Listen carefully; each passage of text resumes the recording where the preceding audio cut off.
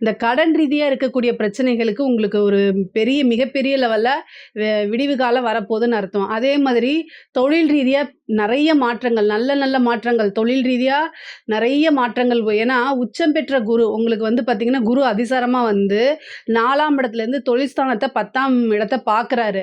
அப்போ வந்து தொழில்ல நல்ல லாபம், நிரந்தரமான வருமானங்கள், சகல விதமான விஷயங்களும் உங்களுக்கு கிடைக்க போகுது. அதே மாரி வந்து திருமண பிராப்தமும் நல்லா கிடைக்க போகுது. ஏன்னா, பொதுவாவே வந்து பார்த்தீங்கன்னா, இந்த மேசராசிக்கு நெறைய நல்ல விஷயங்கள் தான் இந்த மாதம் உறுதியாக உண்டு.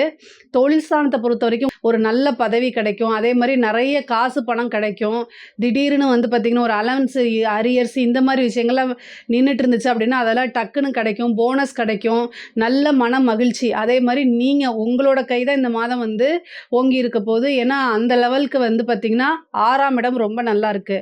அப்போ உத்தியோகஸ்தானம் நல்லா இருக்கனால, உத்தியோகத்துல இருக்கவங்களுக்குலாம் நல்ல மனமகிழ்ச்சி. நீங்க எதிர்பார்க்காத சில விஷயங்களும், நெறைய பணம் வரவும் உறுதியாக உண்டு. சில பேருக்கு வந்து கம்பெனி மாறுறதுக்கு கூட வாய்ப்புகள் இருக்கு. உத்தியோகத்துல நீங்க நெறைய பாராட்டுகள், அதே மாரி உயர் அதிகாரிகளுடைய பாராட்டுகளும், அங்கீகாரங்களும் உங்களுக்கு உறுதியாக கிடைக்கும்.